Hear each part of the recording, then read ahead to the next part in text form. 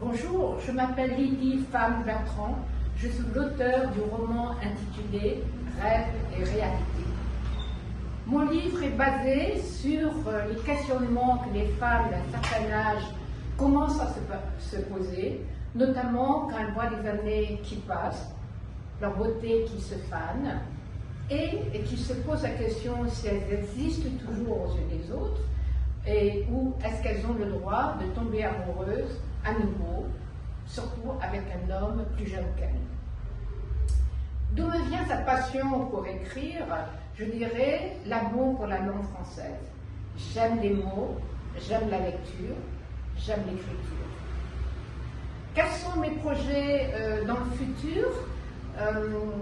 En 2025, mon deuxième ouvrage devrait sortir, intitulé Mes années en Chine, de 1986 à 1989.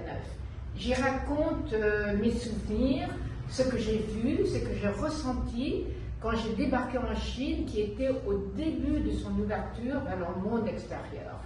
Tout était beau, tout était gai, jusqu'au moment où les événements de Tiananmen a tout remis en question.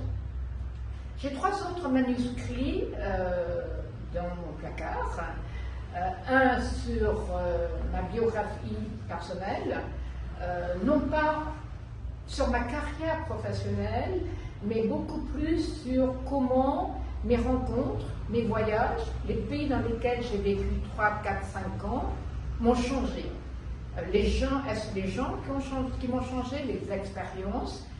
C'est des questions que je me pose et que j'essaie de mettre dans ce livre.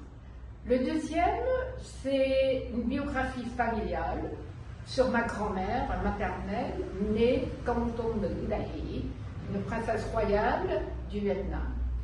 Donc, à travers elle, ce n'est pas un livre historique, c'est à travers elle, je raconte ce que j'ai appris d'elle, les souvenirs que j'ai avec elle.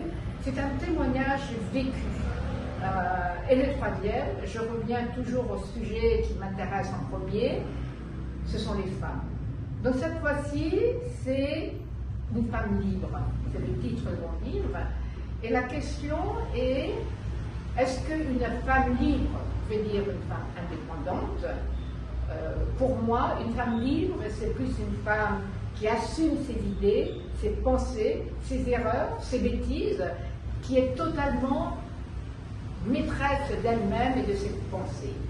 Une femme indépendante peut très bien être indépendante financièrement sans être libre, parce qu'elle dépend trop du regard des autres. Donc voilà mes trois livres qui sont dans l'espace. Au final, la question est quels sont les derniers mots que j'aurai à vous dire. Je vous dirais que les livres vous transportent vers d'autres horizons, vous ouvrent d'autres mondes, et c'est ce que disait ma petite fille Maya qui a 12 ans, dans un marque-page qu'elle a dessiné. Les livres vous transportent vers d'autres horizons, et ce sera mon dernier mot. Merci beaucoup, et j'espère que vous aimerez découvrir mes livres. À bientôt. Au revoir. Is it bedtime?